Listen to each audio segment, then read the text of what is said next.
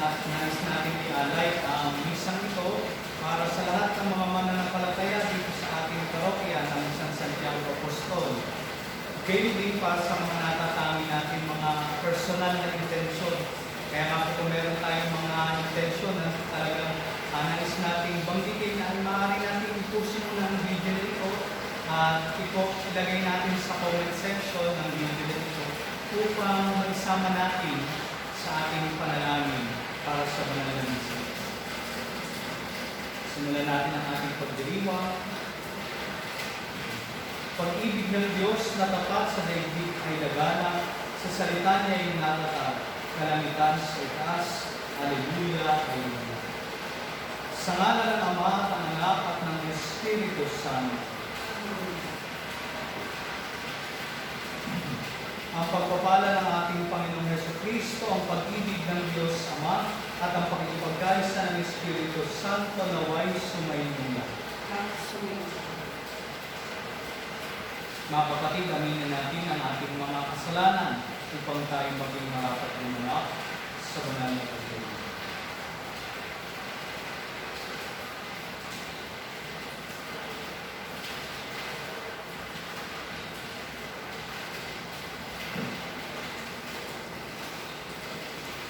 Dasalin natin, inaamin ko sa makapangyarihang Diyos at sa inyo mga kapatid na lubha kong nagkasala sa isip, sa salita at sa gawa at sa aking pagkukulang.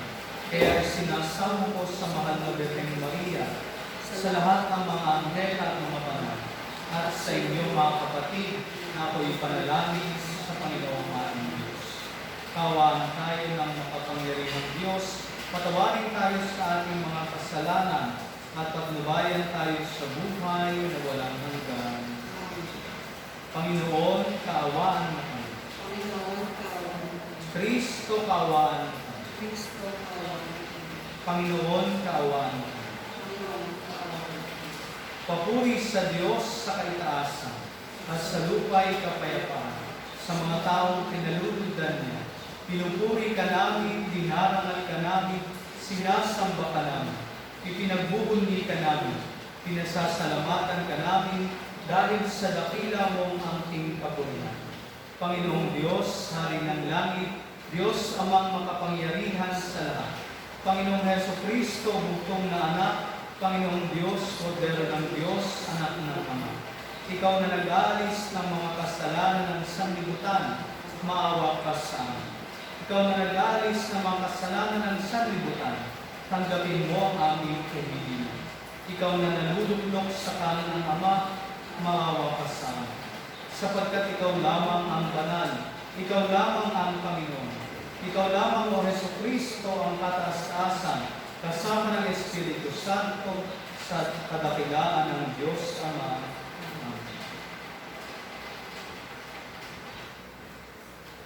Manalangin tayo.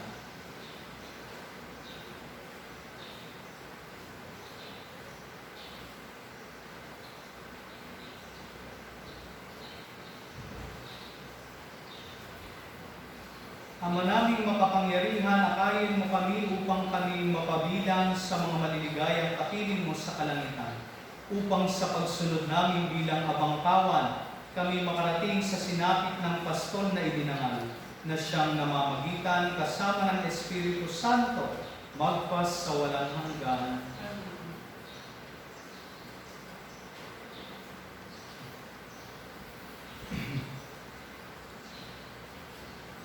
Pagbasa mula sa mga gawa ng mga apostol.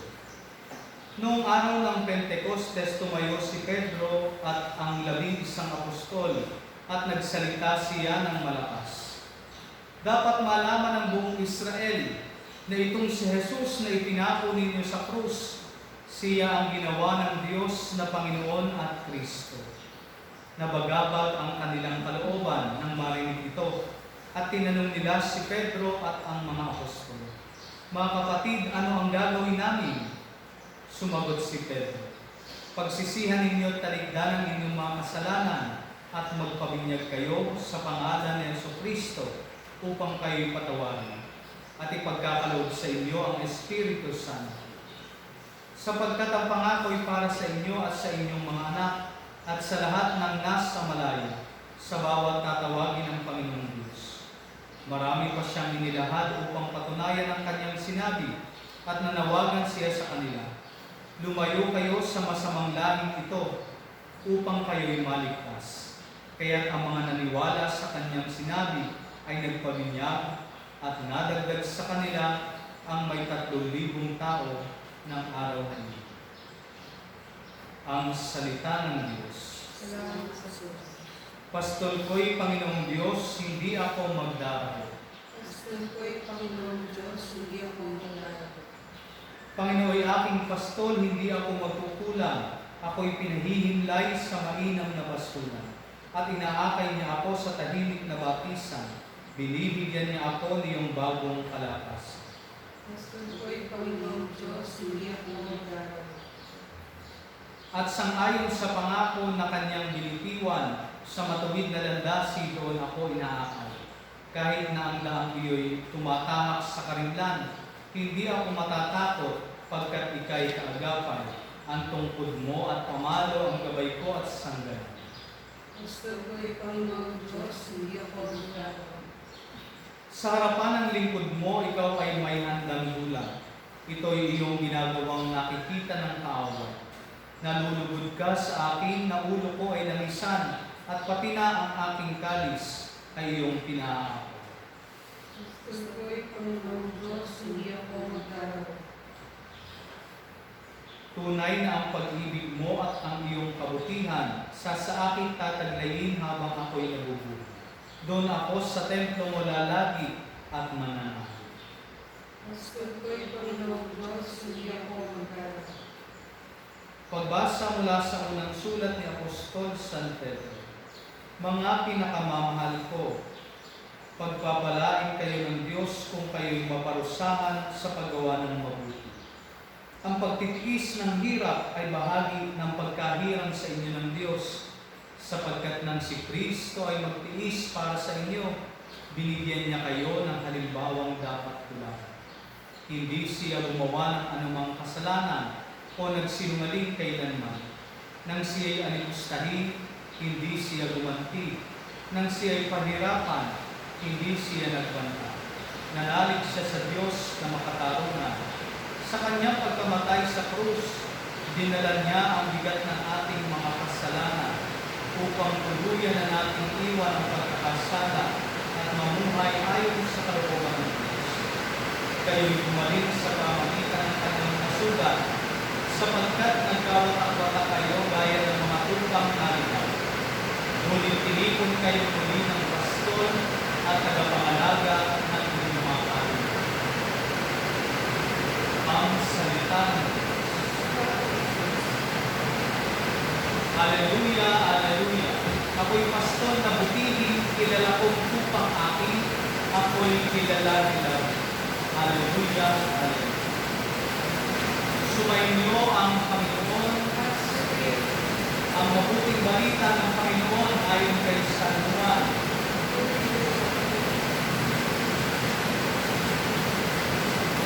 Noong panahon iyon, sinabi ni Jesus, tandaan ninyo ito, ang pumapasok sa kulungan ng mga lupa nang hindi sa pinto nagdaraan, kundi umakyat sa di dapat pagdaanan ay magnanakaw at pulisan. Ngunit ang nagdaraan sa pintuan ay siyang pastol ng mga lupa. Pinapapasok siya ng bantay pinto at pinakikinggan ng mga tupa ang kanyang hiling. Pinatawag niya ang kanyang mga tupa sa kanilang pangalan at inilalabas sa kulungan. Kapag nailabas na, siya namumuna sa kanila at sumusunod naman ang mga tupa sapagkat nakikilala nila ang kanyang hiling. Hindi sila sumusunod sa iba, bagkus pa nga'y patakbong lumalayo sapagkat hindi nila nakikilala ang kanyang hiling. Sinabi ni Jesus ang talinhagang ito, ngunit hindi nila naunawaan ang ibig niya sa iyo. Kaya't muling sinabi ni Jesus, tandaan ninyo, ako ang pinto ang daraanan ng mga tupa. Ang mga nauna sa akin ay mga magnanakaw at mga tulisan, ngunit hindi sila pinakinggan ng mga tupa. Ako ang pintuan. Ang sino mang pumapasok sa pamagitan ko'y maliligtas. Papasok siya't lalabas at makatatagpo ng pastulan. Kaya lamang pumupunta rito ang magnanakaw ay upang magnakaw, pumatay at magwasak. Naparito ako upang ang mga tupay magkaroon ng buhay, isang buhay na ganap at kasiyasin. Ang mabuting balita ng Panginoon. Pupuri ka namin, Panginoon. Magandang araw muli sa ating lahat. Patuloy tayong nagdiriwang sa panahon ito ng muling pagkabuhay. Ngayon ay ang ika-4 na linggo sa muling pagkabuhay. At ang linggo po ito ay natatangi rin sapagkat ito ay tinagurian na linggo para sa mga bokasyon. Dahil ito po ay kapistahan ng tinatawag natin na Good Shepherd Sunday o kapistahan ng mabuting pastor, ang ika-4 na linggo ng muling pagkabuhay. Pinapakita sa atin kung paano si Jesus, ang mabuting pastor na patuloy na gumagabay sa kanyang buong simbahan. Kaya nga, nais din natin ituon ang ating panalangin sa linggong ito para sa panalangin sa paglagana pa ng bokasyon. Dito po sa ating bayan ng Paite, nakakatuwa na mayroon tayong 5 seminarista na halos nasa theology na lahat at malapit na rin maging pari. Gayun din ay kilalang ating bayan sa maraming paringan na nagmula dito.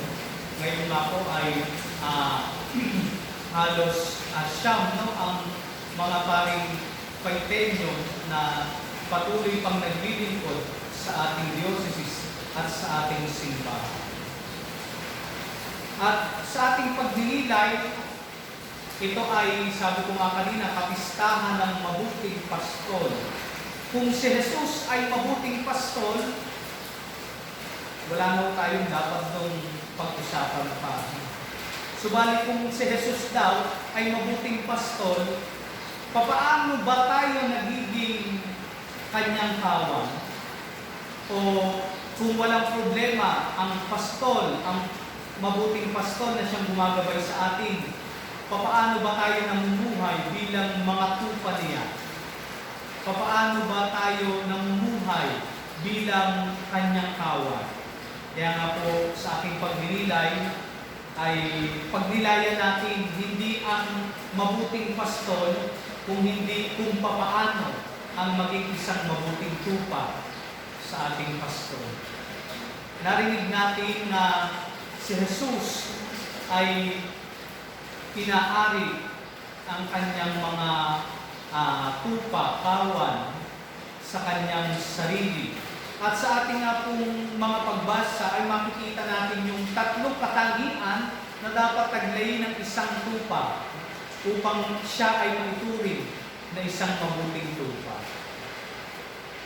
Unang-una na po diyan ay dapat ang isang mabuting tupa ay kilala ang kanyang pastor. Narinig natin sa ating ebanghelyo kung paano sinabi ni Jesus, nakikilala ko ang tupang akin at ako'y kilala nila rin.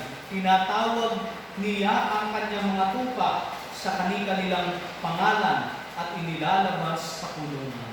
Alam niyo po mga kapatid, ayon sa aking na-research din, na ang mga tupa pala, dahil nga sila ay nearsighted, hindi ganoong kalinaw yung kanilang paningin, mas malinaw ang kanilang sense of hearing. Kaya naman napakahalaga sa mga tupa na naririnig nila lagi yung kanilang pastor. At dahil din dito, nagkakaroon ng malalim na koneksyon ng tupa sa kanyang pastol. Siguro po magugulat kayo, pero doon sa mga bansa na talagang may nagpapastol pa rin ng tupa, ugali na nila na pangalanan talaga lahat ang kanilang tupa. At kayo ay magtataka dahil ang mga tupa natatandaan ang kanilang pangalan. Naalala ko ngayong kwento na minsan daw ay mayroong nagnakaw ng tupa ng mula sa isang may-ari. At ang may-ari nito, kilala niya yung kanyang mga tupa. Kaya naman, nung tawagin niya yung mga tupa doon sa kulungan at nakita niya na kulang, talagang siya ay naghanap. Kala niya ay nakatakas lamang, pero mukhang talagang may nagnakaw. Kaya ang kanyang ginawa ay pinuntahan niya yung mga bentahan, palengke ng mga tupa. At doon ay hinanap niya yung kanyang mga tupa. At nung kanyang matagpuan, sa palagay niya, yun yung kanyang mga tupa, ay sinabi niya doon sa nagbebenta. At sabi nung nagbebenta, hindi maaaring yan ang iyong tupa, sapagkat yan ay sa akin. Kung yan nga ang iyong tupa, patunayan mo.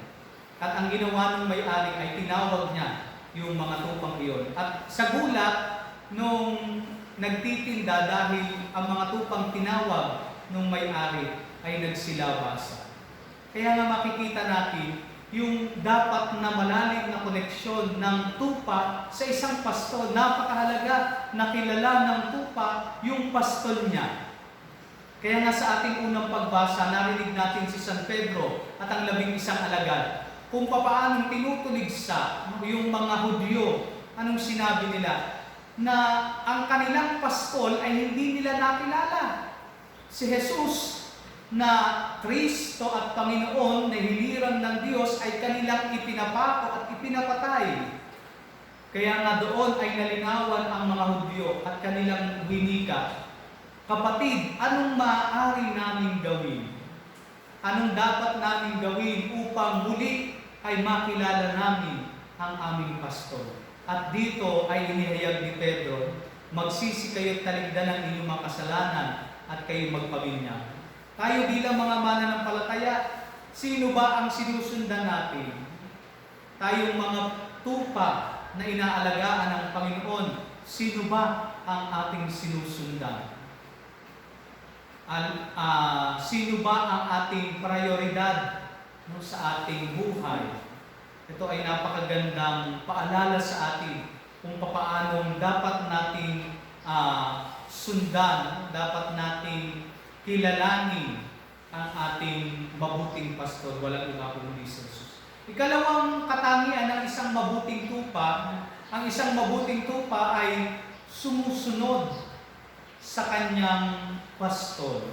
Kaya nga narinig natin sa ating mabuting balita na sinabi ni Jesus, hindi sila sumusunod sa iba, bagkus pa nga'y patakbong lumalayo.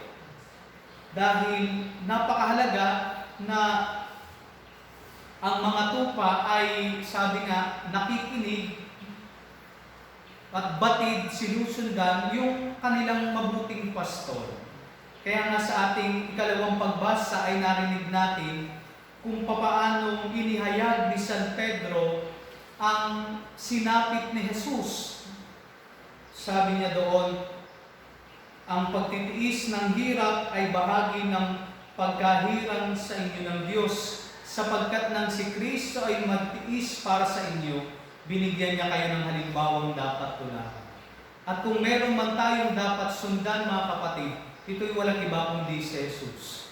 Kaya naman, makita nawa natin bilang mga mabubuting tupa na ang kahit paghihirap at pagtitiis ay bahagi ng ating misyon bilang mga mananampalataya. Sana hindi natin laging iwanan at iwasan ang krus.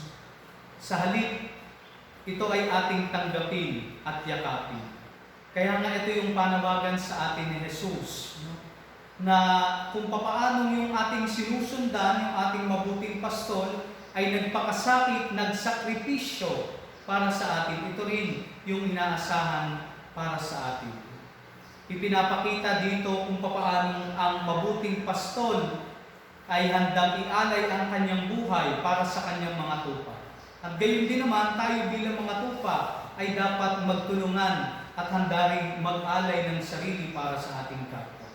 Sana sa panahon ngayon ng pandemya, ito ang nananatili at nananaig na kaisipan para sa ating lahat. Nakakalungkot isipin na may mga pagkakataon na sa halip na ito ay gawing paraan ng pagtulong para sa ating kapwa, ito pa ay nagiging paraan upang malamangan, upang abusuhin ang kakulangan ng ating kapwa. Sa halip na tulungan, sila pa ay pinaglalalangan. Nawa mga kapatid, ito yung magpakita sa atin ng mabuting halimbawa ng isang tupa. Kung papaano ang mabuting pastol ay naghihirap para sa kanyang mga tupa, tayo rin bilang kanyang kawan ay tumulong, no? At mag-alay ng sarili para sa isa't isa. Ikatlong katangian ng isang mabuting tupa ay makikita natin na ang mabuting tupa ay nakikinig ng mabuti sa kanyang pastol. Sabi nga ng ating Panginoong Hesus sa kanyang talinghaga sa ating mabuting balita, na ang mga tupa ay lumalayo at tumatakbo sa mga upahan at mga bayaran na pastol dahil hindi nila nakikilala ang kanilang tinig.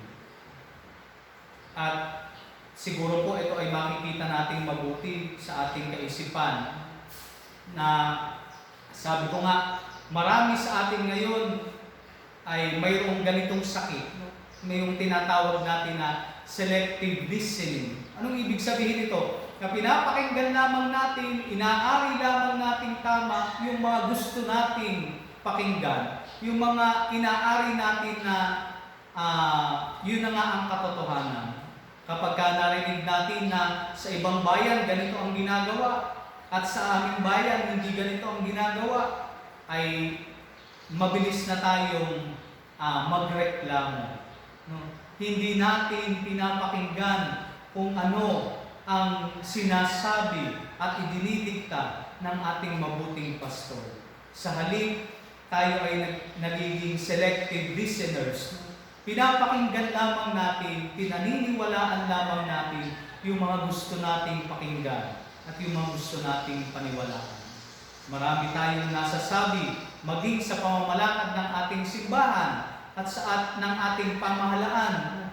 Pero ito, kung ating bubuksan ang ating isipan at paiiralin ang ating pananampalataya, makikita natin na ito ang tinig ng mabuting pastol. Ang pagbabawal sa atin na lumabas ay hindi para sa mga nakaluklok sa pamahalaan. Ito ay hindi para sa mga leader ng ating simbahan. Sa halip, ito ay para mismo sa kapakanan ng bawat tupa ng ating kawan. Kaya nga, mga kapatid, nawa makita natin, nawa ay pakinggan natin ang tinig, hindi ng ating sariling kagustuhan, kung hindi ang tinig ng ating Panginoong Hesus, ng mabuting pastol na patuloy na gumagabay para sa atin. Kaya nga, ito ang panawagan sa atin ng linggong ito, na kung paano mayroon tayong tinitingalang mabuting pastol, ito ay baliwala kung ang kanyang mga tupa ay hindi rin mabuti. Kung ang kanyang mga tupa ay patuloy na nawawala at nagwawala, sana maipaalala sa atin ang pagdiriwang natin ngayon na kung mayroon tayong mabuting pastol, nawa tayo rin ay maging mga mabubuting tupa ng kanyang tao. Pagpalaan tayo. Ipahayag natin ang ating pananampalataya. Sumasampalataya ako sa Diyos Amang makapangyarihan sa lahat na may gawa ng langit at lupa. Sumasampalataya naman ako kay Jesucristo, isang anak ng Diyos, Panginoon nating lahat. Nagkatawang tao siya lang ng Espiritu Santo. Ipinanganak ni Santa Maria Birhen, ipinagpakasakit ni Poncio Pilato, ipinapos sa krus na matay at nilibing, nanaog sa kinaroroonan ng mga yuma. Nang may 3 araw na buhay na magmuli, umakyat sa langit, naluluklok sa kanan ng Diyos Amang makapangyarihan sa lahat. Doon magmumula at paririto at uhukom sa nangabubuhay at nangamamatay na tao. Sumasampalataya naman ako sa Diyos Espiritu Santo, sa banal na simbahang Katolika, sa kasamahan ng mga banal, sa kapatawaran ng mga kasalanan, sa pagkabuhay na magbuli na ng matay na tao, at sa buhay na walang hanggan. Amen. Oratio Imperata. Diyos, Ama namin, lumalapit kami sa iyo para sa aming kahilingan na kami ay iyong proteksyonan laban sa COVID-19 na kumikinna ng maraming buhay at nakaapekto na sa sangkatauhan. Nananalangin kami para sa iyong biyaya, para sa mga taong inatasan na pag-aralan ang kalikasan at ang sanhi ng virus na ito. Gayon din upang mapahinto ang patuloy nitong paglaganap. Gabayan mo po ang mga inatasang mga laga sa kalusugan na kanila nawang magampanan ang kanilang tungkulin ng buong husay at may malasakit. Gabayan mo po ang mga kawani ng pamahalaan at ang mga nasa pribadong institusyon sa kanilang paghahanap ng lunas upang masugpo ang pandemyang ito. Ipinapanalangin namin ang lahat ng mga naapektuhan. Nawa hilumin mo po ang kanilang karamdaman. Ibagalaw mo po nawa sa amin ang iyong biyaya upang kami ay patuloy na makagawa ng kabutihan para sa lahat at makatulong sa lahat ng mga nangangailangan. Ipinapanalangin po namin ito sa pamagitan ng aming Panginoong Jesucristo, iyong anak, na nabubuhay at naghahari kasama ng Espiritu Santo, magpas sa walang hanggan. Maria, aming inaatulong ng mga Kristiyano, Panalangin mo kami. San Rafael Arcangel, Panalangin mo kami. San Roque, Panalangin mo kami. San Lorenzo Ruiz, Panalangin mo kami. San Pedro Cruz. Panalangin mo kami.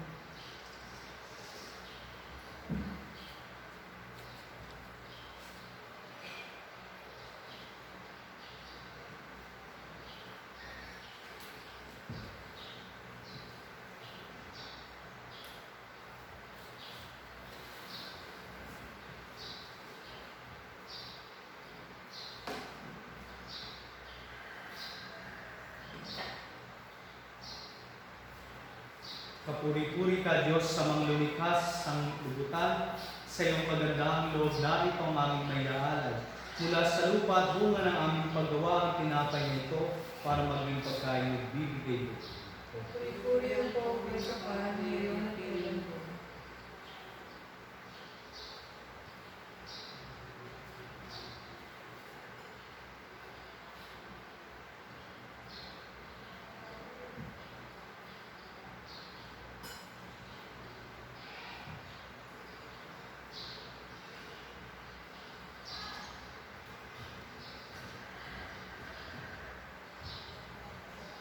Kapuri-puri ka, Diyos, sa mga lumikas sa libutan, sa iyong kagandahang loob narito ang aming mayaalay.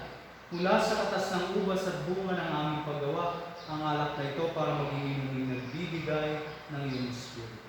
Puri-puri ang po may kapal na iyong at kailan ko.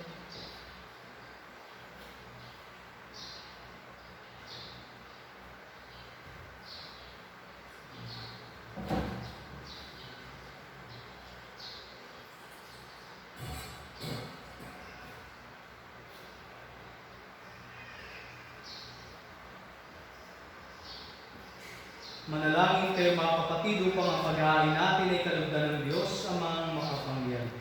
Panginoon, Panginoon, pagkain sa iyong mga kamay, sa kaparihan at karangalan sa ating Panginoon, sa buong sambayanan. Ama naming lumikha, ipagkaloob mong kami ay magalak sa pagdiriwang ng Pasko ng pagkabuhay ng iyong anak, upang ang ginagawang patuloy na pagsagip sa amin ay maging sanhi ng aming bigayang walang mahal. Sa pamagitan ni Jesucristo, kasama ng Espiritu Santo, magpas sa walang hanggan. Amen.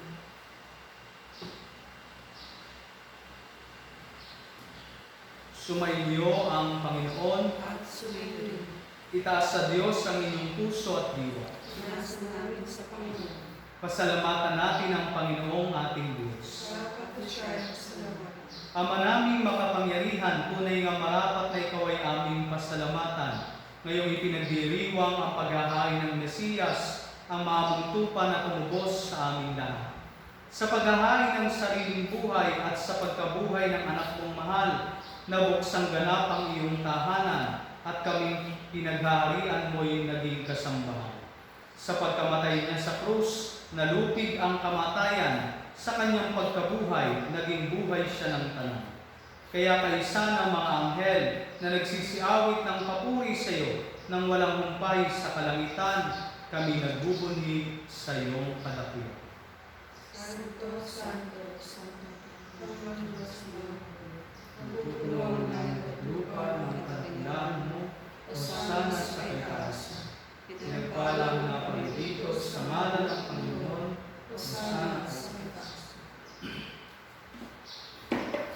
Ama naming banal, ikaw ang bukal ng tanang kabanalan. Kaya't sa pamagitan ng iyong Espiritu, gawin mong banal ang mga kaloob na ito upang para sa aming maging katawan at dugo ng aming Panginoong Hesukristo. Bago niya pinagpils ang pusang loob na maging handog, hinawakan niya ang tinapay. Pinasalamatan kaniya, pinaghati-hati niya iyon, iniabot sa kanyang mga alagad at sinabi, "Tanggapin ninyong lahat ito at kanin. Ito ang aking katawan ay handog para sa inyo."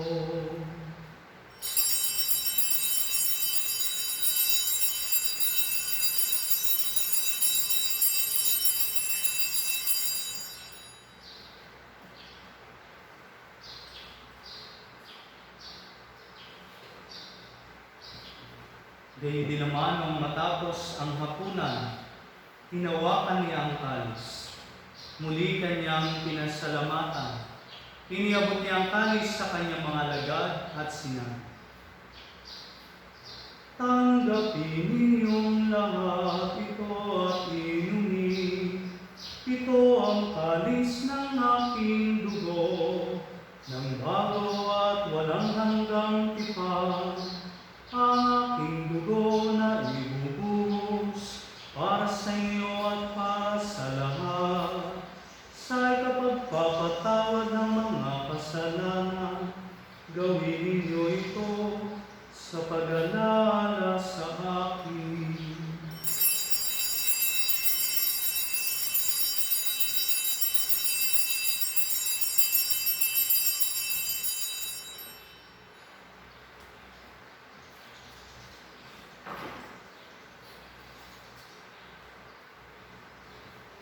Ipagbuni natin ang misteryo ng pananampalataya. Si Kristo'y namatay, si Kristo'y nabuhay, si Kristo'y babalik sa wakas ng panahon.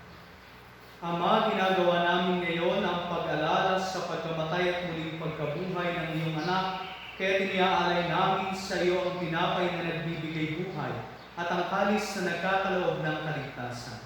Kami nagpapasalamat dahil kami yung minarapat na tumayo sa harap mo para maglingkod sa iyo. Isinasamo namin kami magsasalo-salo sa katawan at dugo ni Kristo ay mabuklod sa pagkakaisa sa pamagitan ng Espiritu Santo. Ama, lingapin mo ang iyong simbahang laganap sa buong daigdig. Puspusin mo kami sa pag-ibig. Kaysa ni Francisco na aming Papa, ni Buenaventura na aming Obispo, at ng Tanang Kaparihan. Alalahanin mo rin ang mga kapatid namin na himlay na may pag-asang sila'y muling mabubuhay, gayon din ang lahat ng mga punan.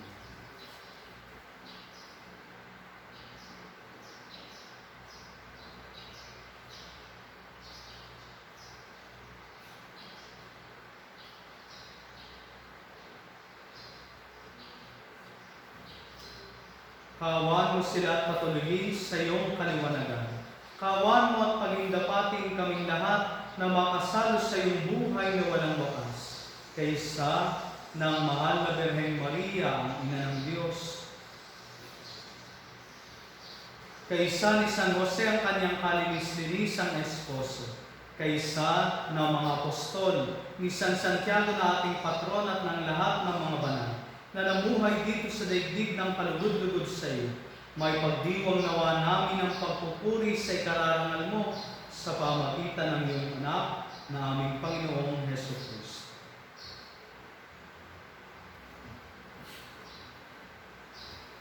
Sa pamagitan ni Kristo, kasama niya at sa Kanya, ang lahat ng parangal at papuri ay sa iyo, Diyos Amang makapangyarihan, kasama ng Espiritu Santo, magpa sa walang hanggan. Amen. Sa tagubili ng mga nakagagaling na utos at turo ni Jesus na Panginoon natin at Diyos, ipahayag natin ang lakas. Maraming sumasalangit ka, sambahin ang ngalan mo. Tuwa sa Amin amin ang ang pangyayan kaharian mo. mo, Sundin ang loob mo dito sa lupa para sa langit. Bigyan mo kami ngayon ng aming kakanin sa araw-araw. At patawarin mo kami sa aming mga kasala, para magpapatawad namin sa mga nagkasala sa amin. At huwag mo kami pinutulog sa tukso at iyayaman namin sa lahat ng masama. Hinihiling namin kami iadya sa lahat ng masama, pagkalooban ng kapayapaan araw-araw, iligtas sa kasalanan at ilayo sa lahat ng kapahamakan. Samantalang aming pinananalikan ang dakilang araw ng pagpapahayag ng tagapagligtas namin si Jesucristo. Sagat sa iyong kaharian, ang makapangyarihan, ang kapurihan, at magpakailanman. Amen. Panginoong Jesucristo, sinabi mo sa iyong mga apostol, kapayapaan ang iniiwan ko sa inyo. Ang aking kapayapaan ang ibinibigay ko sa inyo. Tunghayan mo ang aming pananampalataya at huwag ang aming mga pagkakasala. Pagkalooban mo kami ng kapayapaan at pagkakaisa ayon sa iyong kalooban. Kasama ng Espiritu Santo, magpa sa walang hanggan. Amen.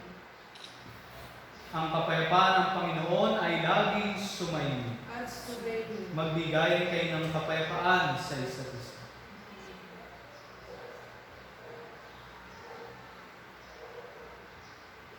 Meron ng Diyos na nagaling sa mga kasalanan sa libutan, maawa ka sa amin.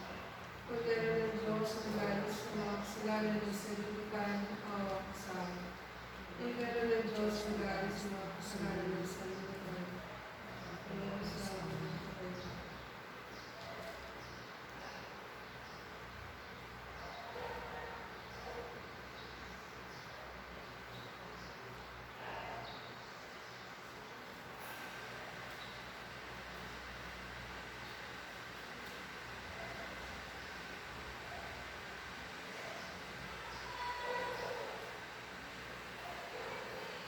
Ito ang kordero ng Diyos. Ito ang nag-aalis ng mga kasalanan ng sanlibutan. Mapalad ang mga inanayahan sa kanyang titig. Panginoon, ipagpapatawad mo tayo sa iyo. Ngunit sa isang salita mo lamang ay gagawin mo.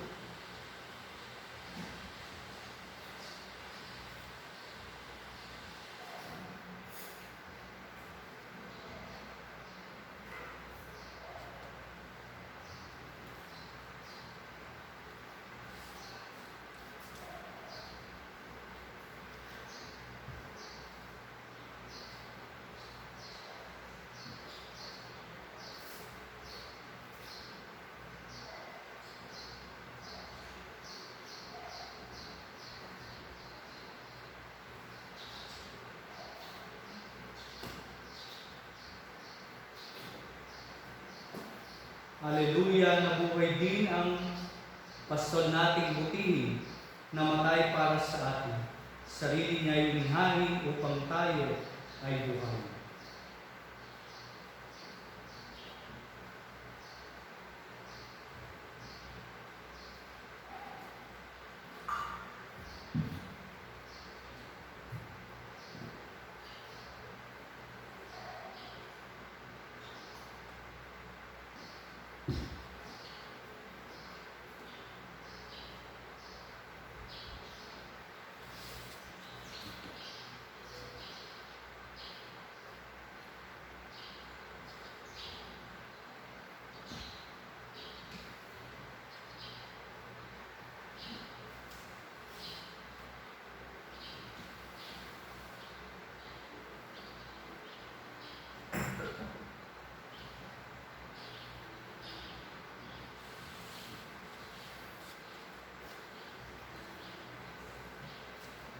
Manalangin tayo.